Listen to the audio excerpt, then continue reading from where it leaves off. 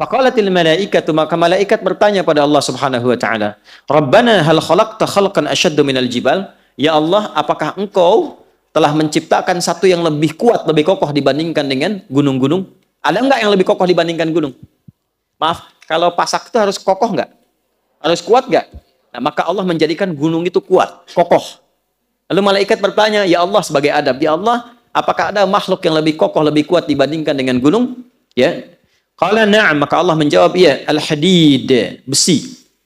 Besi dari segi kekuatannya maksudnya. Kemudian faqalatil malaikah, malaikat bertanya lagi, "Rabbana la khalaqta khalqan asyadda minal hadid?" Ya Allah, apakah Engkau pernah mencipta ya satu yang lebih kuat dibandingkan dengan besi? Qala na'am, ya, an-nar, api. Baik ya, api lebih kuat dibandingkan dengan apa? Besi. Teruskan, nanti ada sesuatu yang penting. Rabbana, diteruskan lagi. Rabbana hal khalaqta khalqan asyaddu minan nar? Ya Allah, apakah Engkau mencipta juga yang lebih kuat dibandingkan dengan api? Qala na'am, ya. Al-ma, aku ciptakan air.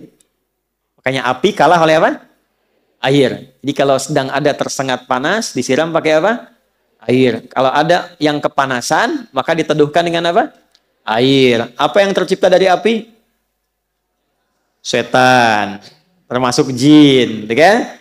Maka orang-orang yang terprovokasi oleh jin, oleh setan, sehingga keluar amarah seperti api, wajahnya memerah, kata-katanya kotor seperti api, menyambar-nyambar, tangannya bereaksi seperti api, menyambar-nyambar, panas, melukai, menghantam. Ya, yang seperti, mohon maaf, dilukiskan di Quran surah ke-15 ayat 27. Wal janna khalaqnahu min naris min qablu min naris samum. Para jin kami ciptakan dari api yang menyambar-nyambar.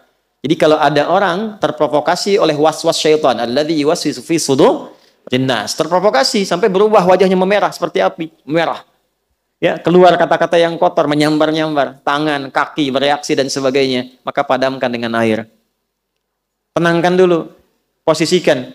Api itu kan kalau ditundukkan, kalau kita turunkan posisinya, diturunkan, api yang besar tuh, bawahnya kemudian kita korek-korek jadi turun kan? Ya kan? Makanya kalau berdiri kata Nabi duduk dulu. Kalau sedang marah dan keluar, duduk dulu. Supaya dengan posisi rendah itu lebih tenang. Jelas? Kalau enggak rebahan dulu. Turun dulu, turun. Kalau masih terbawa, setan masih provokasi, maka padamkan dengan air. Wudu. Wudu. Salat 2 rakaat. Supaya tenang. Karena salat itu menyatukan semua bentuk zikir.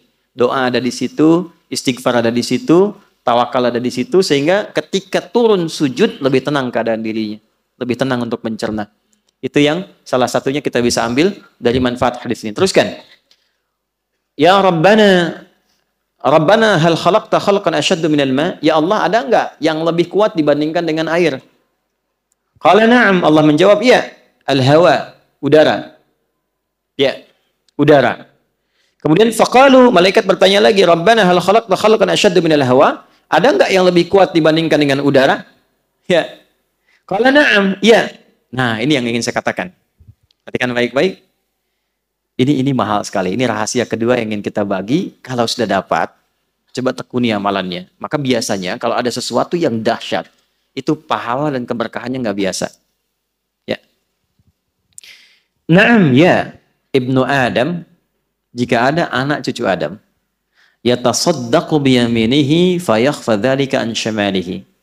Jika ada anak cucu Adam yang bersedekah dengan tangan kanannya dan tangan kirinya tidak mengetahuinya, maka itu nilainya di sisi Allah lebih tinggi, lebih kuat, lebih dahsyat dibandingkan dengan udara, dibandingkan dengan air, dibandingkan dengan api, dibandingkan dengan besi, dibandingkan dengan gunung-gunung yang menjadi pasak dari bumi. Saking tingginya nilai sedekah itu. Ya, tangan kanannya bersedekah, tangan kirinya tidak tahu bahwa dia bersedekah. Ini kiasan. Jadi sedekahnya bukan begini, bukan. Jangan tahu ya. Bukan. Ini kiasan, gambaran. Seperti tangan di atas lebih baik daripada tangan di... Ingat ya, kalau ngaji bahasa Arab nanti 85% dari bahasa Nabi itu bahasa majaz, kiasan. Karena Nabi orang paling fasih bahasa Arab. Orang Arab tuh kalau sudah fasih, kata-katanya balaghah. Al-yadu yumna khairim na yadis sufla. Ya, tangan yang kanan digunakan pada fungsi yang baik dibandingkan dengan yang kiri. Kemudian al-yadul uliya khairum minal yadil sufla. Tangan yang di atas lebih baik daripada tangan di bawah. Ini kiasan, maksudnya memberi lebih baik daripada Minta, bukan mintanya begini. Di atas bukan. Nah, yang dimaksud tangan kanan memberi, tangan kiri itu tidak melihat, maksudnya menghindari riya. Menghindari apa? Riya. Ya, memberi tidak harus banyak orang tahu. Nyumbang tiba-tiba udah jadi hamba Allah gitu kan. Nah, itu lebih baik. Memberi terbuka pun nggak apa-apa. Siapa yang mau bersedekah untuk masjid saya 100 juta, boleh-boleh saja, asal bisa mengendalikan perasaan dirinya. Ya, saya Pak, 100 miliar. Oh, Masya Allah Pak, tapi tolong buatkan spanduk dari Sabang sampai Merauke. Saya itu. Fotonya yang besar gitu. Nah, itu persoalan. Nah, jadi ternyata saya mau berikan rumus sedekah itu.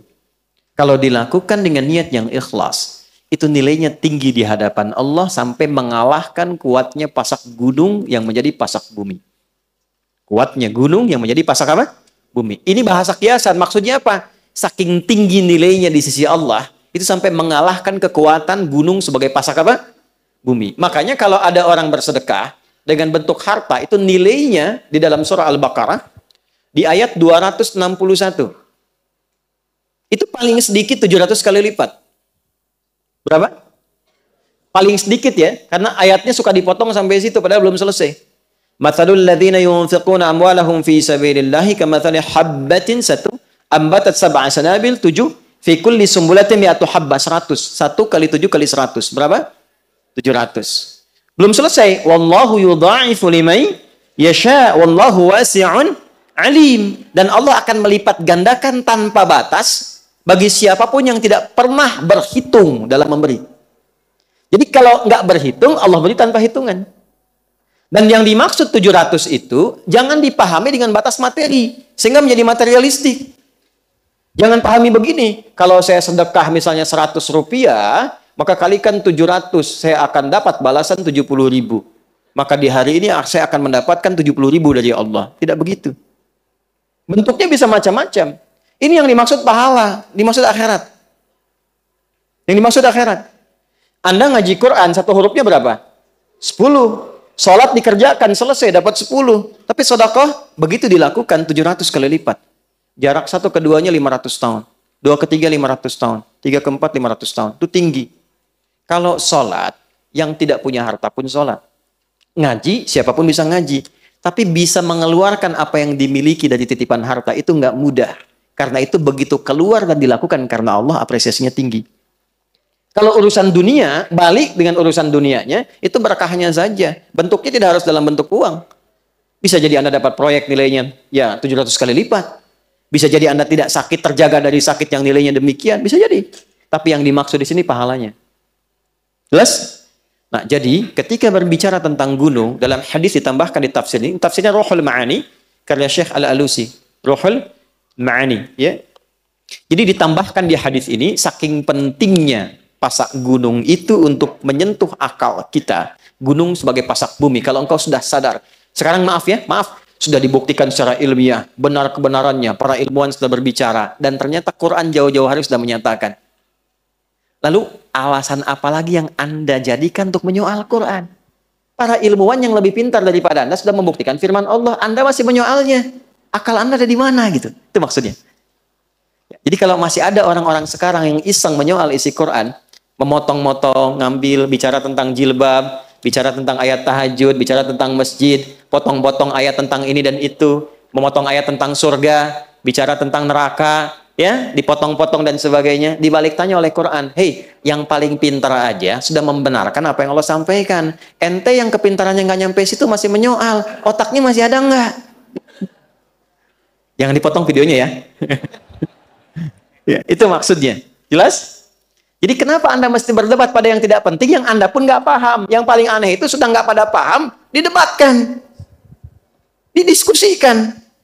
Tapi nggak memahami itu gitu. Jangan sampai terjadi ada umat yang demikian, cuman ramenya aja.